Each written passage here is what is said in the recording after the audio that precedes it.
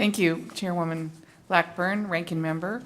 Thank you for the opportunity to bring to your attention a crucial funding need for our ports here in America.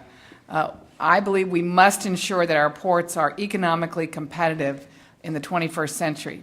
As the co-chair, along with Ted Poe, of our Congressional Ports Caucus, and as a representative of our nation's largest port in Los Angeles, I have been laser-focused on full allocation of the Harbor Maintenance Trust Fund.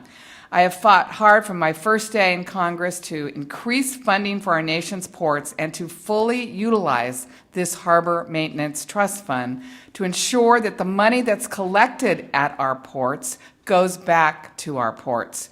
The Harbor Maintenance Trust Fund was created to collect fees at our nation's ports to be used for improvements in our ports and waterways across the nation. These fees are collected for one purpose: improving, dredging, maintaining our harbors and ports. However, there now exists a surplus of over $8 billion in this trust fund. The Port of Los Angeles is one of the largest donors to this trust fund. In 2014, the port collected $265 million in this harbor maintenance tax, but only saw about $265,000 coming back for port maintenance projects.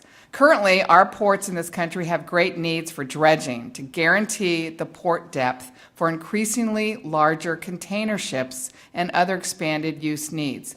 Congress has recognized this need. In the last Congress, the House and the Senate passed the Water Resources Reform and Development Act, and the President signed it into law, and WRDA finally spends down the Harbor Maintenance Trust Fund, money that's specifically collected at the ports for dredging.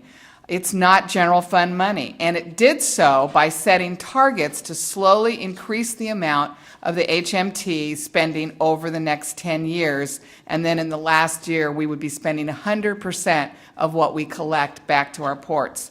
When the FY 2015 appropriations bill did not meet the funding level for the HMT, the House overwhelmingly passed my bipartisan amendment by a vote of 281 to 137 to increase the level back to what WRDA authorized. However, in just the past 3 months, we've seen Congress and the Obama administration fail America's ports. Last year, appropriations law ignored the amendment and funded HMT spending 5% behind our target level. I was assured by the Appropriations Committee that the bill really was not going to start until this year, and I was told not to worry about 2015. Well, the news got worse when earlier this month President Obama released his budget, which is simply a massive failure for the future of the Harbor Maintenance Trust Fund spending over the next 10 years. Instead of meeting the targets that Congress set, the President's budget actually cuts HMT funding from this year.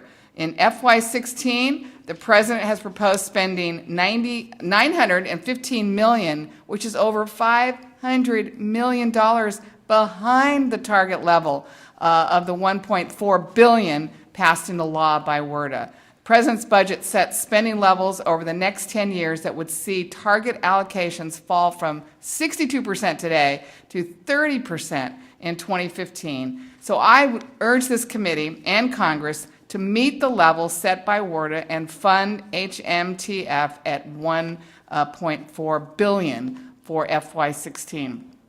I recently visited the Panama Canal. Many members of Congress have done that, and we learned that our ports must be ready for the larger ships departing Asia. Without the proper investment, these ships could be rerouted to Canada and Mexico.